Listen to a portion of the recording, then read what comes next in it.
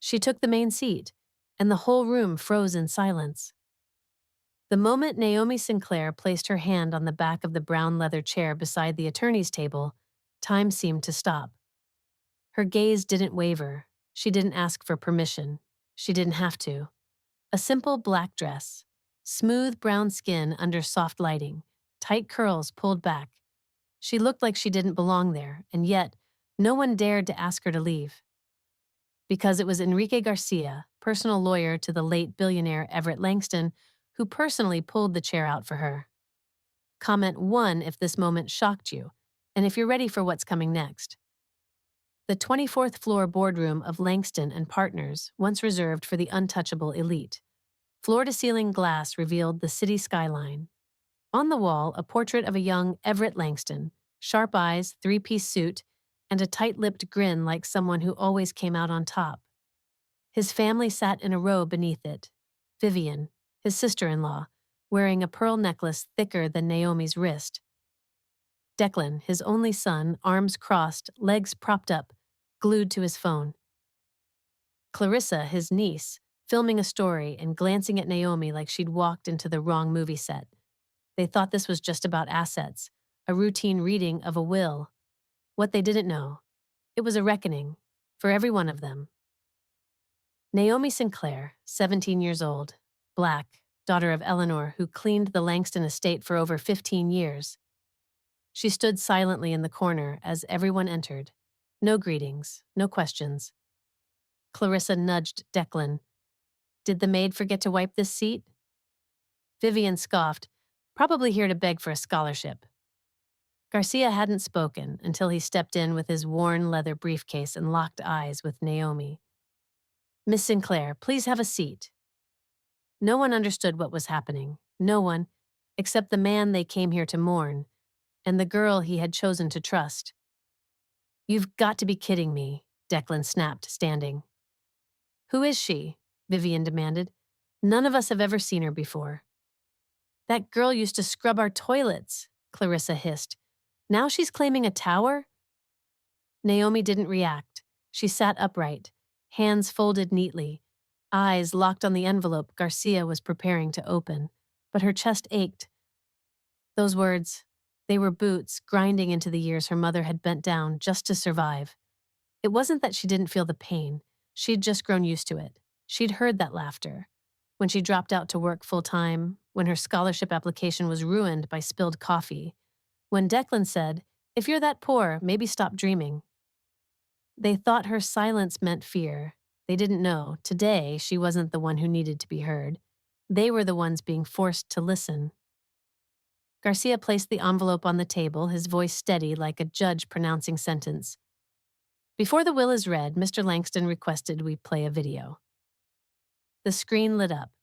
Everett appeared, thinner, aged, but voice strong. If you're watching this, I'm gone, and I know. You're waiting to split what's left. He paused, then stared straight into the camera. But first, who here remembers the name of Eleanor's daughter? Silence. Vivian looked down. Clarissa kept scrolling. Declan shrugged. I remember the first time I saw Naomi standing outside my old library, books in her arms, dust on her shoes from cleaning floors.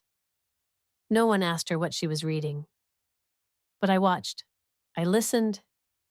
Everett sighed, his eyes reaching across time. That girl, Naomi, started helping her mother when she was 12.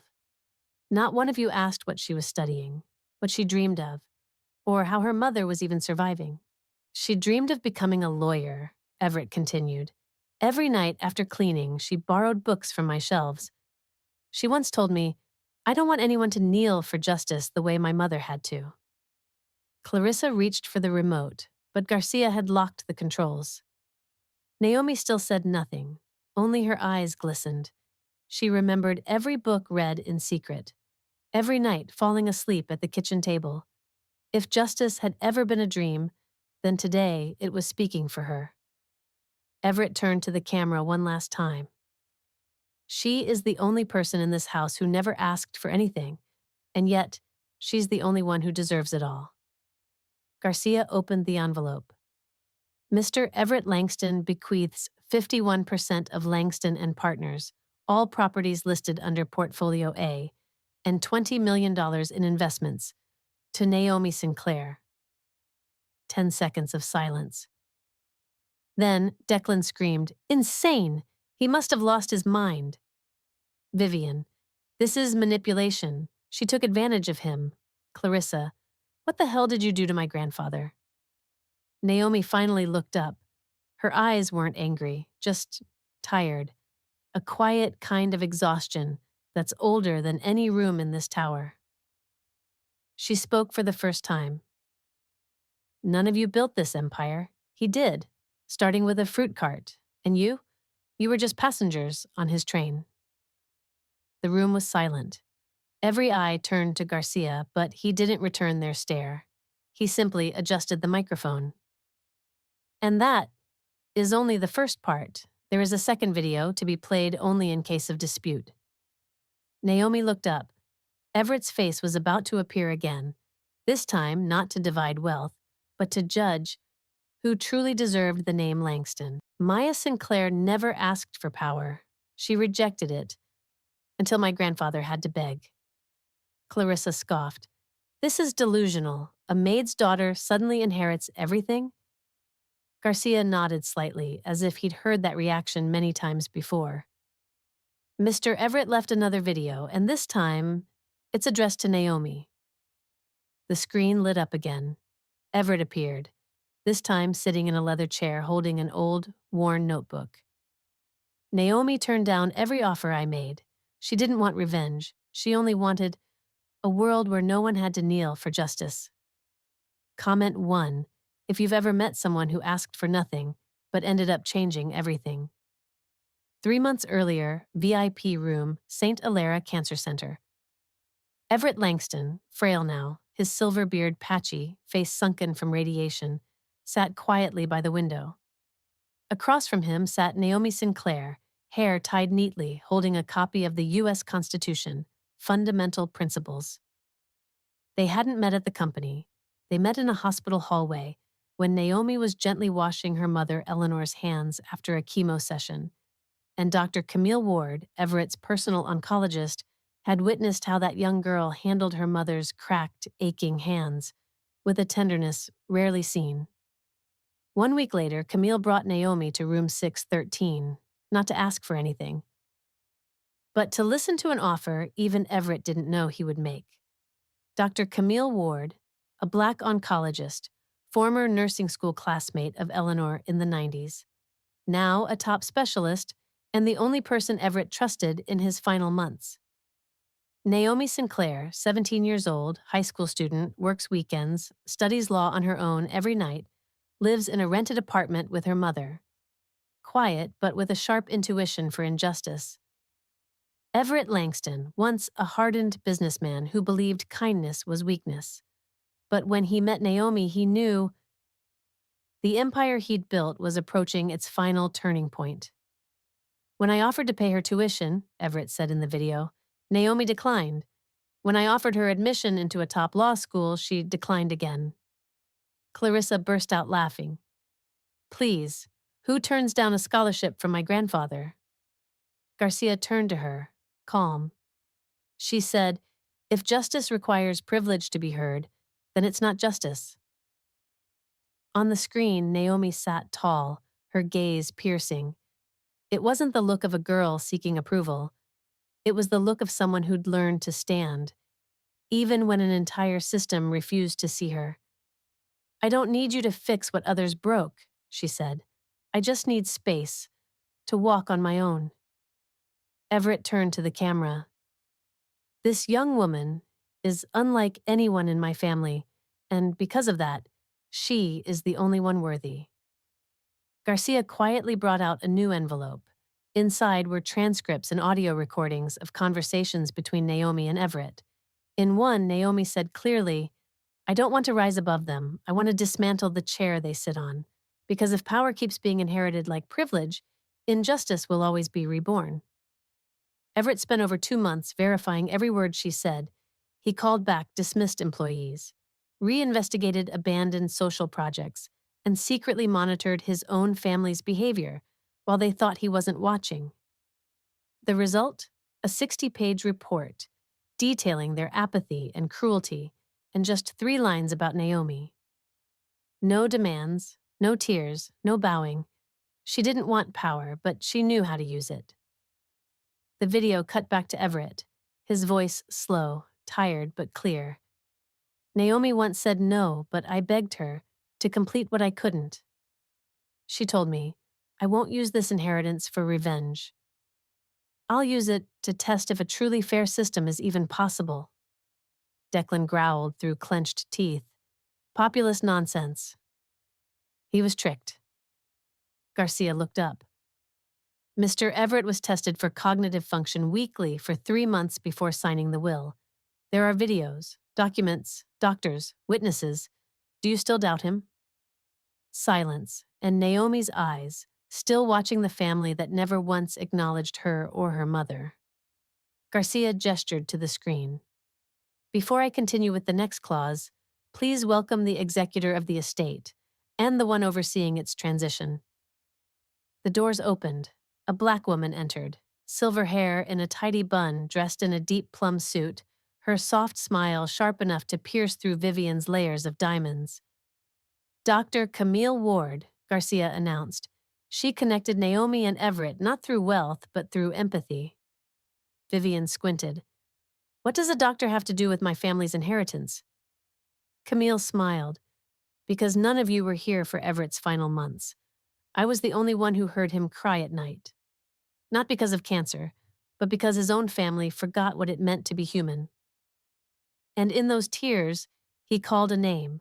Not a son, not an ex-wife, but Naomi. Garcia pulled out one final envelope. This is the third part, a video to be played only if anyone challenges the legality of the will.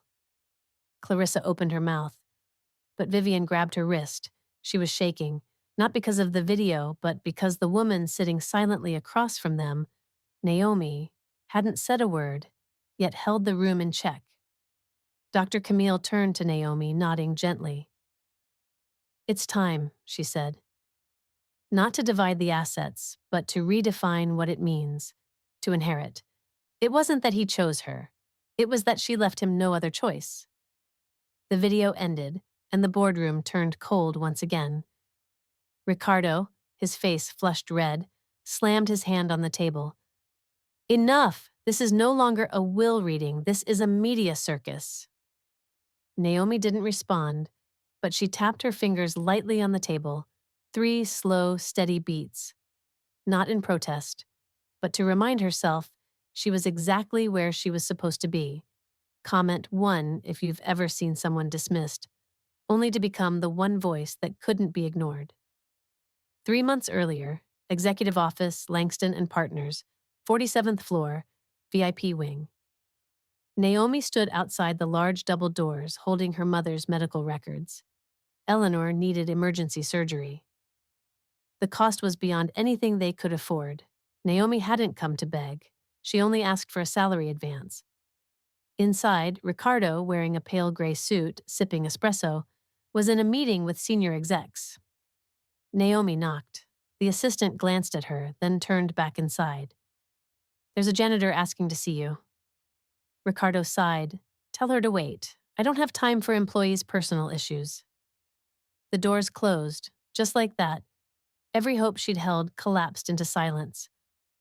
Ricardo Langston, Everett's eldest son, CEO for 8 years, sharp but authoritarian, promised to modernize the company, but in reality, fired longtime employees to replace them with people who fit the brand. Naomi Sinclair, still referred to only as the girl who cleans on weekends. In Ricardo's eyes, she wasn't even worth a name. Dr. Camille Ward, oncologist to both Eleanor and Everett, happened to witness Naomi crying behind the glass doors, but watched as the girl quickly wiped her tears, not to worry her mother. Naomi never got to see Ricardo. She left the executive floor, eyes red. On the 3rd floor emergency stairwell, she broke down. For the first time in months, she'd promised her mother she'd be strong, but in that moment, Between the wind and the bleach-stained concrete walls, she couldn't hold on to hope any longer. Not because she was rejected, but because she knew. She had nothing left to protect her pride. Camille happened to walk by. She said nothing, just handed Naomi a bottle of water and sat down beside her. A few minutes passed before Naomi whispered, "I'm not asking for money. I just want my mom to live. I've done the math. I've done everything I could." Camille went quiet. She remembered herself, back when she was the first Black student in her med school class, sitting on cold steps, head buried in her arms, drowning in helplessness. Camille returned to the hospital in silence. That night, while checking on Everett, she told him what she saw, not to get permission, but as a way to release her own quiet rage. She didn't expect Everett to respond, but he went still. She hadn't shared for sympathy. She shared because she, someone who had once overcome her own exclusion, couldn't accept seeing another Black girl cast aside like it was normal. "They fired Eleanor?" he asked, voice cracking. "She cared for my wife like family." "Not just fired," Camille said. "They cut her pay, the very month she was diagnosed." Everett leaned back, breathing heavy. "And Naomi?" he asked. "She studies law at night, works weekends, reads constitutional law during her lunch breaks. She's holding a 3.9 GPA. A week later, Naomi stepped into room 613, unaware that she was about to redefine the future of an entire legacy. Everett tested her. He didn't introduce himself. He simply asked, "Why not study nursing like your mother?" Naomi replied, "Because I don't want to wait for someone else to decide my future. I want to understand the law so I never have to bow to someone else's rules." Everett smiled, his first in weeks. "And if someone offered you a position that could change that system?" Naomi looked him dead in the eye, tired, but unwavering. "I'd ask who the system was built to serve. If it only protects privilege, then it's not about replacing the person in charge. It's about rewriting the blueprint." Those words didn't come from textbooks. They came from a heart that had been pressed down, but never silenced. Camille became the bridge. She watched as Naomi kept coming back, not just to care for her mother, but to visit Everett. Sometimes she'd sit quietly beside him, reading. Everett began recording. Every conversation, every time Naomi challenged him like an equal, he documented it all. He once asked her, "Have you ever thought about revenge?" Naomi answered, "Yes, but I don't have enough hate in me to become like them." One week before he passed, Everett signed his final will. Not to leave behind wealth, he told Camille, but to leave behind a choice. That from this day forward, Langston isn't a last name. It's an opportunity. Back to the present. The boardroom lights flickered softly. Ricardo stared at the camera like he wanted to smash it. Naomi still hadn't spoken, but her hand lay flat on the table, and this time, no tapping. She looked at Ricardo, then at Clarissa, then at Vivian, one by one. "My grandfather is gone," Ricardo said, teeth clenched. "You think you can take his place?" Naomi slowly stood.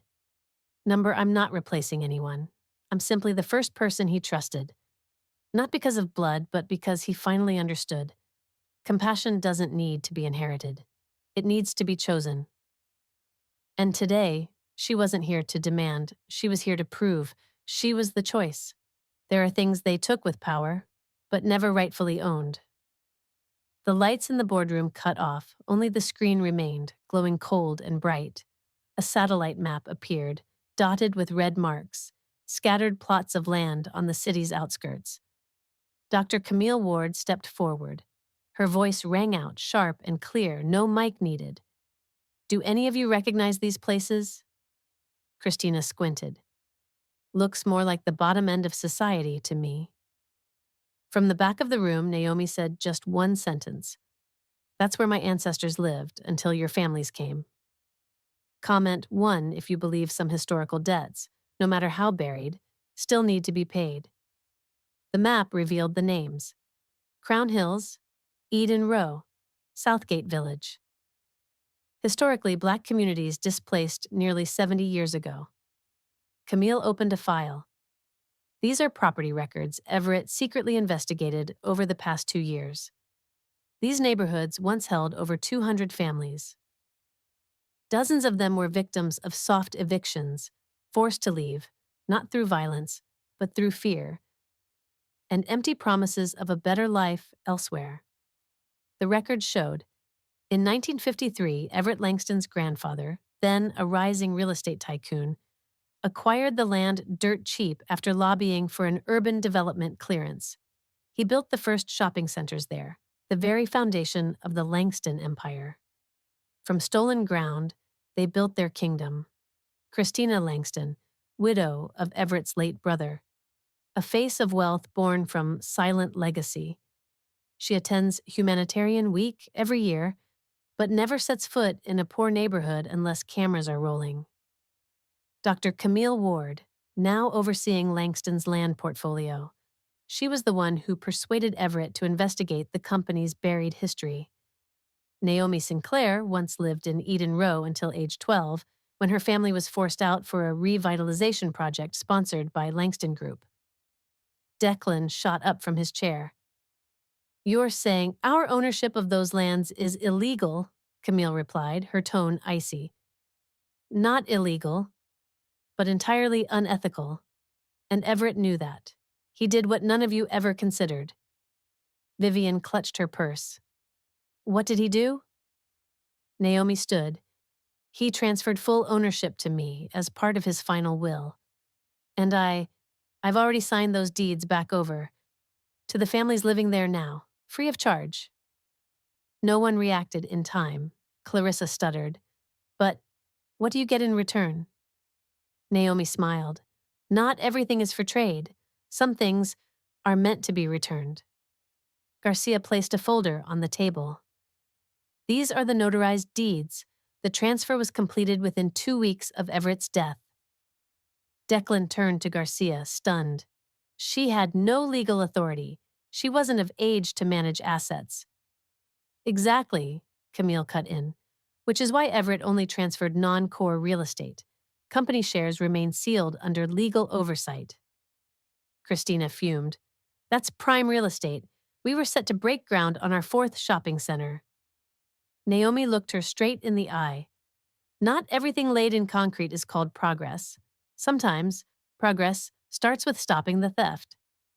The screen played real footage, children playing outside newly restored homes, elderly residents tearing up as they held ownership certificates in trembling hands. One Black man looked into the camera.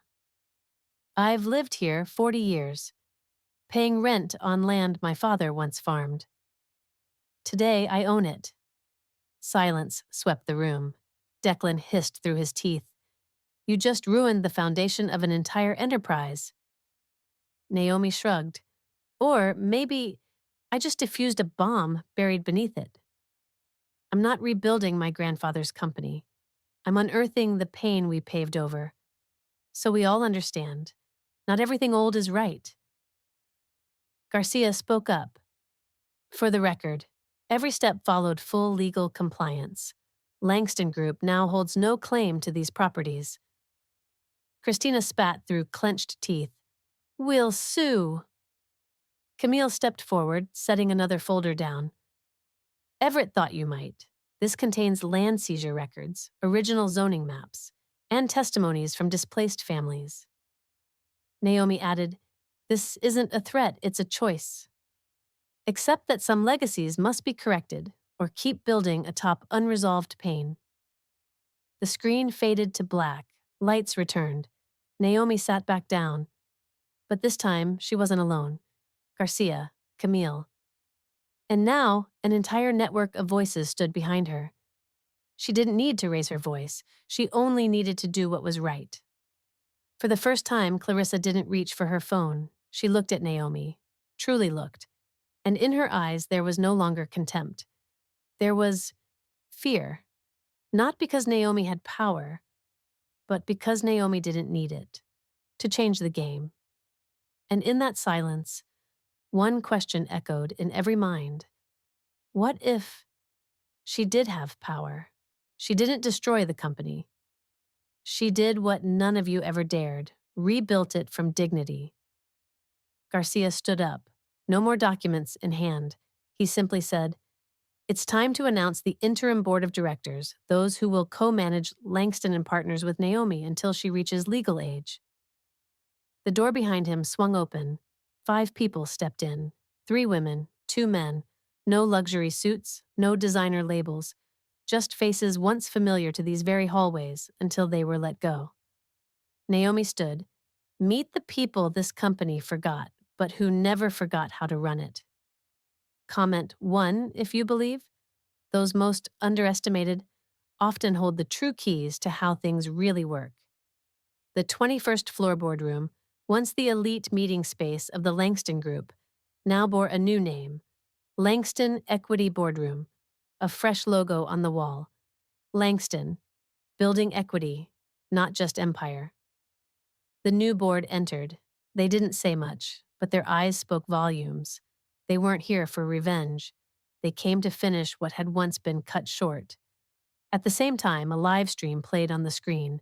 Hundreds of former Langston employees laid off over the past 10 years for being off-brand were now lining up to receive compensation packages and rehire offers. No money showers, no marketing flash. Just the truth, being returned to where it belonged. Carlos Ward, former chief financial officer, fired for proposing employee profit sharing.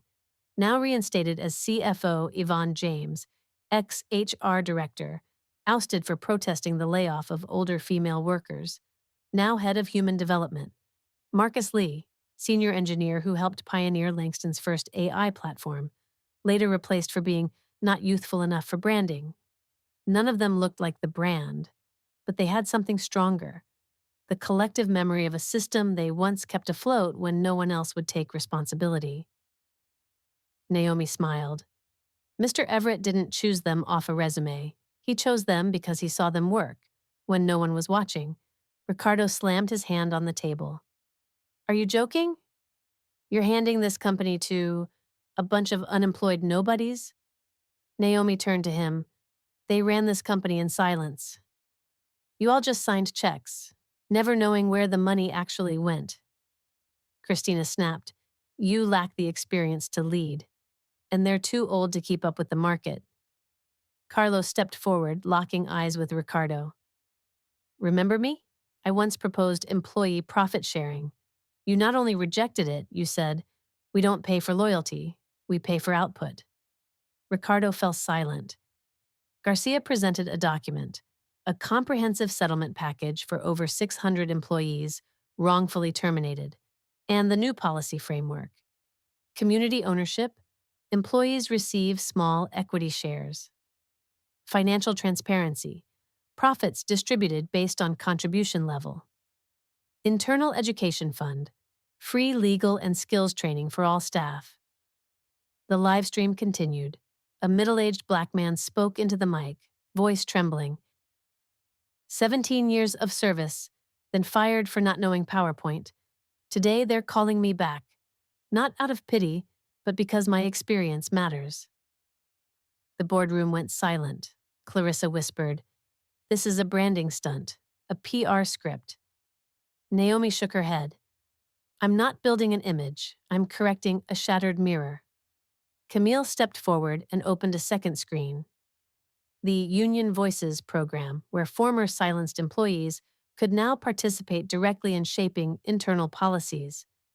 Carlos declared, "This new board doesn't represent power. We represent the knowledge they tried to erase." Naomi spoke clearly. "You say I lack experience."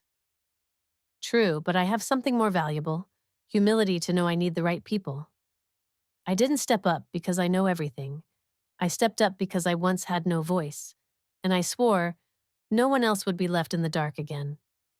Christina leaned back and muttered, "You'll ruin this company within a year." Naomi answered, "That's fine. If it collapses, at least it tried to stand on its own feet." Garcia unusually smiled. The livestream displayed.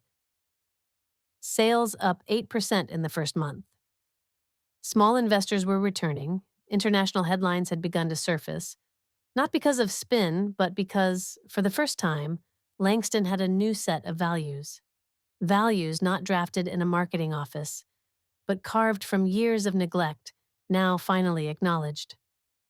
Naomi looked out the glass window. She knew the real battle was far from over.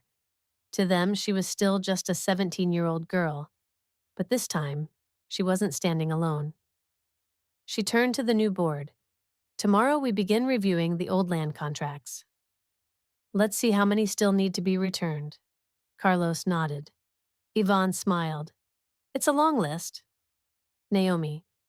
Then we start where it hurts most, and we rebuild, brick by brick, story by story, name by forgotten name. She didn't destroy their legacy. She made them face the part of it they spent a lifetime denying. Ricardo, Clarissa, Vivian, Christina all sat frozen as Garcia opened the final folder. This isn't a punishment, he said. It's an opportunity. But it will be the last one. Naomi didn't look at them with hatred. She asked one simple question. If you believe you've done nothing wrong, then why are you so afraid to look at yourselves? Comment 1 if you've ever thought, the scariest thing isn't punishment. It's being forced to understand what you chose to ignore. The temporary boardroom had been transformed into a launch venue for the Bridge Corporate Consciousness Reintegration Program. Naomi entered with Camille and Garcia behind her. The room was divided into 2 groups, one side for the Langston family members, the other a transition advisory team, educators, activists, and former employees once discarded. Naomi began, "We're not exiling you from the legacy. We're asking, if you wish to hold on to any part of it, understand it with your heart, not just your bank account." Bridge wasn't a course. It was a journey. A full year to peel away the lenses of privilege that had blurred their view of the world for generations. Vivian Langston, once in charge of corporate philanthropy, always more concerned with optics than impact, now sat still, lips tight. Clarissa, an influencer who once secretly filmed Naomi and mocked her online, now nearly contractless as the old video resurfaced. Ricardo, the most arrogant of them all, who had rejected every attempt at reform. He still wore that "you're just a child" gaze, but this time something nervous flickered behind it. Naomi, 17 years old, no heels, no makeup, just her old white shirt. Yet every eye in the room was locked on her.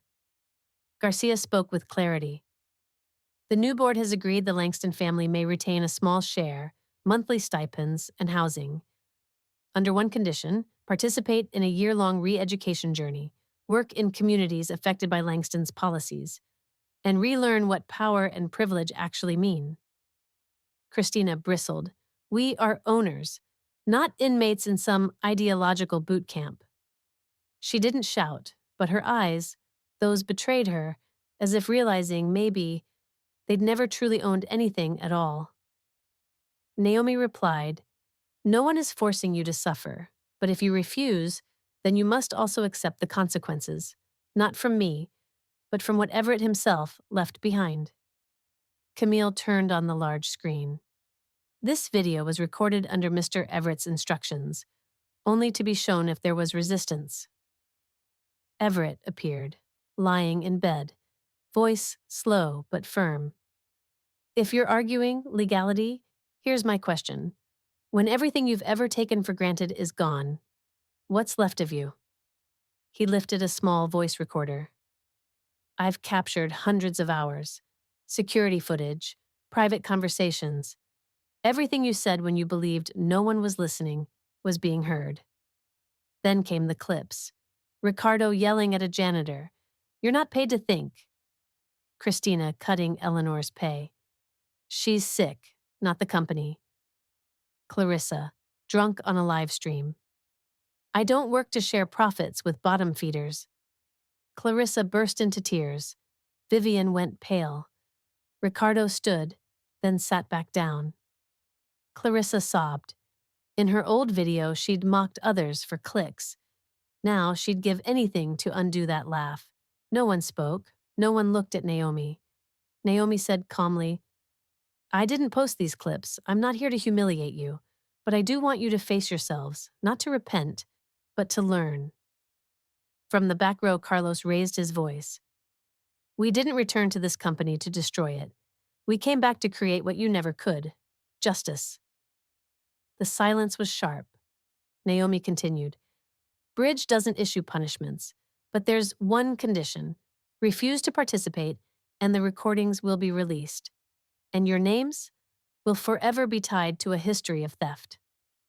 Christina asked quietly, And if we agree? Garcia answered, You'll stay in your homes, but you'll work at the community centers funded by Langston Equity. You'll attend workshops on privilege, diversity, and distorted history. Naomi added, Each week you'll write a personal reflection report, not for me, but for the version of you in the future. Ricardo muttered, So you want to turn us into society's laughingstock? Naomi shook her head. Number, I want to offer you something my mother and so many others never had. The chance to learn without being judged for what you weren't taught. A long silence followed. Clarissa was the first to nod. She whispered, I'll do it, not to save my image, but because, for once, I know I was truly wrong. Christina hesitated. Vivian remained quiet. Ricardo didn't speak, his fist clenched tight. Naomi didn't push. She stood, walked to the door, and said one final thing before leaving. No one is being punished, only held accountable because there is no sentence heavier than realizing you were given everything, just to ignore what mattered most. You can choose to listen now, or keep shouting in a world that's already moved on. She didn't inherit an empire. She built a future where no one had to ask permission to exist. 6 months after the will was read, Langston Tower looked completely different. The golden eagle statue out front had been replaced by a plaque that read, Langston Equity. We don't divide power. We amplify voices. The lobby was no longer a glossy front desk. Now it was a community training center where children from underserved neighborhoods studied tech, legal literacy, and entrepreneurship free of charge. Naomi walked in. No one stopped because she was the heir. They greeted her as someone who helped build it. Comment 1 if you believe. Some people don't need a stage, yet still make entire systems step down. Langston Equity HQ, once a symbol of unspoken power, now stood for something else entirely. Dividends were shared based on contribution. Profits were reinvested into the community. Leadership was no longer the privilege of the elite. Inside, local artists' paintings replaced European art. Stained glass windows displayed scholarship students. People once called off-brand now sat on the executive board. And in the main boardroom, the seat once reserved for Ricardo now rotated depending on who led that day. Naomi Sinclair, now strategic supervisor of the company, still a 12th grade student, spending 4 hours a day managing operations, the rest studying and caring for her mother, Carlos Ward, CFO, currently working with global investors to scale the internal equity model. Ricardo Langston, after refusing the reintegration program and losing every lawsuit, he lost his shares, reputation, and luxury car.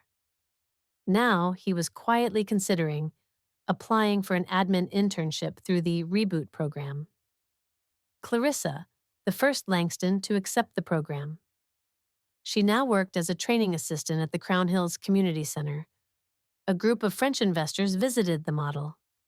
After Carlos presented, one asked Naomi, Why didn't you punish them? What they did to you was cruel. Naomi looked at the live screen. 5th graders were learning how to draft an environmental petition, taught by a former driver who Langston once fired. She answered, Punishment is easy, helping them understand why they behave that way. That's real change. The investor nodded, but skeptically. You really think they'll change? Naomi just smiled. Some won't, but some just need someone patient enough to walk them through. A man stepped into the lobby, hesitant. Ricardo, plain shirt, hair unstyled. In his hand, an application for the Reboot Reintegration and Skills Program. He saw Clarissa teaching kids about invisible privilege, a concept he once mocked as woke nonsense. But now, he wasn't so sure. For the first time, he listened instead of dismissing. She saw him. He nodded, quietly. Clarissa walked over, no blame in her voice. It's not as harsh as you think. It helped me realize no one's ever too late to start learning again. Ricardo, for once, spoke honestly. I don't know if anyone will ever forgive me, but I do know. I don't want to go back to who I was. Naomi watched from a distance. She didn't interrupt. She said nothing. At the grand auditorium, the Everett Langston Institute for Social Justice opened. Naomi took the stage. Below her, scholarship students, reinstated employees, and Christina, now a volunteer in the shared kitchen program. She wore an apron, washing vegetables with single mothers, women she once couldn't even look in the eye. Naomi began. She didn't need a mic. The room was so still, every breath could be heard. Mr. Everett once asked me, "What do you want from power?" I answered, "I don't want to inherit the oppressor's chair. I want to remove it and build a table wide enough for everyone to sit at." Applause rose, not thunderous, but steady, like the heartbeat of a new system beginning to come alive. Naomi stepped off the stage, walking down the hall. A reporter stopped her. "Do you feel like you've won?" She paused. Winning is a concept for those who think life is a competition. I didn't win. I just chose to live true and let others live true too. Behind her, a young black girl pulled her mother toward the STEM classroom display. A security guard nodded at Carlos. "Remember me, boss?" I was the one who had to quit for teaching night school. Carlos laughed. "Well then, teach here from now on, yeah?" Naomi went home. Her mother, Eleanor, sat embroidering by the window. Sunlight touched her hands, once cracked by chemicals. "Tired, baby?" her mom asked. Naomi sat beside her, resting her head on her shoulder. Number just peaceful. She opened a drawer, pulling out a new file. Langston Equity, Eden Row Branch. The first cooperative housing project run by the residents. She wouldn't manage it. She would just open the door, just like her mother, who once had to stay silent in a chemical lab. Now Naomi chose not to command, but to invite. That night, the evening news announced, Naomi Sinclair, age 17, becomes first founder of a corporate model blending power sharing and community education inside its core structure. She didn't watch it because she knew the revolution wasn't on TV. It was already moving. In every classroom, every shared kitchen, in every gaze that no longer needed to look down. Naomi Sinclair didn't begin her journey with power. She began with a glance from someone who had once been ignored, someone who was once asked, "Are you sure you belong here?" She never had to raise her voice. She never had to demand justice. Every step she took was an answer, not to prove she was worthy, but to force the system to confront how it had erased people like her. This story isn't here to tell you that everyone will eventually be recognized. It's here to remind you you can fail and still deserve respect. You can be pushed aside and still have the right to rebuild the table and invite others to it. You don't have to be like them to be heard. You just need the courage not to lose yourself. If you've ever been overlooked in the very place you gave your all, if you've ever stayed silent just to keep your job, if you've ever believed you were not enough to deserve being heard, then Naomi isn't a stranger. She is your reflection, not because she's perfect, but because she chose not to break. At the very moment, it would have been easiest to give in. And if her journey made you believe that transformation doesn't come from anger, but from steady, intelligent persistence, then you are already a part of this quiet revolution. Comment 1 if you want this story to keep being told, for yourself and for everyone like you.